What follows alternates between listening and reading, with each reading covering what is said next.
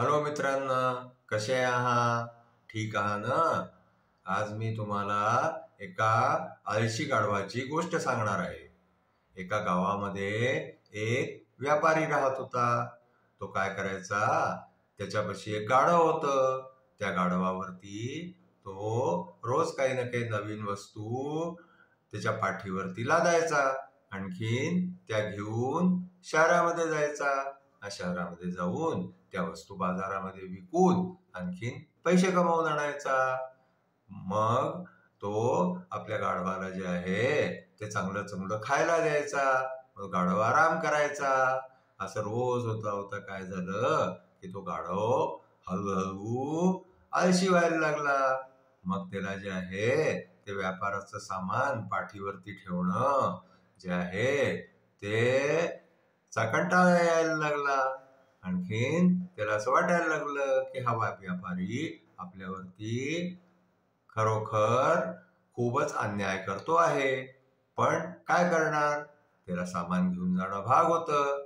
मग काय झालं की एक दिवस त्या व्यापाराला एक त्याचा मित्र भेटला.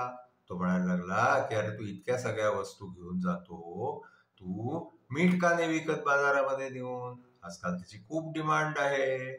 मग काय झालं की दुसऱ्या दिवशी व्यापाऱ्यांनी काही मिठाचे थैले जे आहे ते त्या गाढवाच्या पाठीवर लादले. आणखीन मग जे आहे तो शहरात जायला निघाला. शहरात जाताना रस्त्यामध्ये एक नदी लागायची. मग काय झालं की त्या नदीमध्ये जे आहे व्यापारी आणि गाढव दोघही पाण्यामधून दुसरीकडे जायचे. आणखीन तिथं मग ते शहरात जायचे. तर जेव्हा ते पाण्यातून जात होते तेव्हा काय झालं की ते मीठ जे आहे ना ते थोडस पाण्यामध्ये बुडालं आणि ते थैले थोडेसे हलके झाले. आता काय झालं की जेव्हा पाण्यातून बाहेर गाढव निघाला तेव्हा त्याला असं वाटलं की आपल्या पाठीवरचे थैले थोडे हलके झालेले आहे. म्हणून मग तो शहरामध्ये पोहोचला.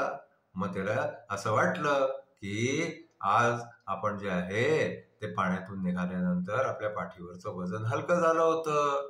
म्हणून मग दुसऱ्या दिवशी जेव्हा ते शहरात जायला लागले तेव्हा तो गाढव जो आहे ना तो मुद्दामून पाण्यामध्ये बसून गेला.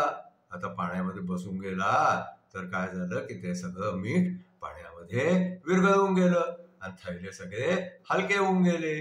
मग काय करणार, व्यापारी जो आहे तो वापस आपल्या गावामध्ये गेला. पण व्यापाराला कळून गेलं की हा गाढव काहीतरी जे आहे ना तो आता बदमाशी करून राहिलेला आहे. म्हणून मग त्याच्या दुसऱ्या दिवशी काय झालं माहितीये का, व्यापाऱ्यांनी एक युक्ती लढवली. त्यांनी काय केलं की दुसऱ्या दिवशी थैल्यांमध्ये त्यांनी कापूस भरला. आणखीन तो शहरामध्ये कापूस विकायला निघाला. आता जे आहे त्यांनी ते थैले त्या गाढवाच्या पाठीवर ठेवले. थैले कापसाचे असल्यामुळे खूपच हलके होते. पण तरी जे आहे ते गाढवाला काही कळलं नाही की आज आपल्याला इतकं हलकं हलकं का वाटतंय. पण काय झालं की जेव्हा ते रस्त्यामध्ये दोघ जण पाण्यामध्ये उतरले तर उतरल्याबरोबर काय झालं की गाढवानी जे आहे ते मागच्या दिवशी प्रमाणे एकदम तो पाण्यामध्ये बसला धप्पाकिनीने. तो बसल्याबरोबर काय झालं की सगळा कापूस जो आहे ना तो ओला झाला. आणि ओला होऊन जे आहे तो भारी होऊन गेला पाण्याने ओला झाल्यामुळे. आणखीन तो इतका भारी झाला की आता त्या गाढवाला जे आहे ते पाण्यामध्ये उभंच राहता येईना. आणखीन त्याला जे आहे ते तो हळूहळू पाण्यामध्ये डुबायला लागला. आता जे आहे तो व्यापारी पाहायला लागला. नंतर मग काय केलं व्यापाऱ्यांनी की त्या गाढवाला खेचडत खेचडत कसं तरी जे आहे ते बाहेर आणलं. आणखीन त्याला त्याच्या पाठीवरचे ते थैले बाजूला केले. आणखीन त्या गाढवाला तो म्हणायला लागला की आता कळलं तुला की आळशीपणा केल्याने काय होतं? आता तुला चांगली अद्दल घडली. आता पुढे असं काही करू नको. म्हणून त्यांनी गाढवाला समजवलं. आणखीन तो ते ओले झालेले थैले तिथे फेकून आणि गाढवाला घेऊन आपल्या घरी गेला. आणखीन मग दुसऱ्या दिवशीपासून त्या गाढवानी जे आहे ते परत कधी असं काम नाही केलं ज्याने की व्यापाराचं नुकसान व्हावं. आजची आमची गोष्ट इथेच संपली. तुम्हाला आमची गोष्ट आवडली असल्यास तुम्ही आमच्या चॅनलला लाईक करा, शेअर करा, सबस्क्राईब करा. थँक्यू.